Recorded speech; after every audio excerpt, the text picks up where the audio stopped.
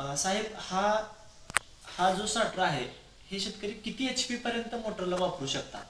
हा डेवॉल स्टार्टर जो आहे तो 0.6 एम्पियर पासून 20 एम्पियर पर्यंत ऑल रेंजमध्ये उपलब्ध आहे.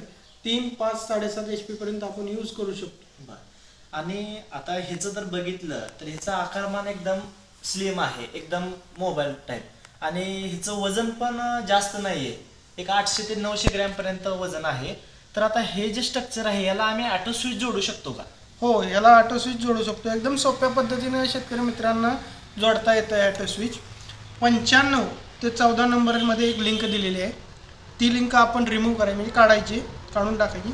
त्यानंतर ज्या ऑटो स्विचच्या वायरी P2ला ज्या वायरी येणार आहेत ते 95च्या ठिकाणी जोडायचे.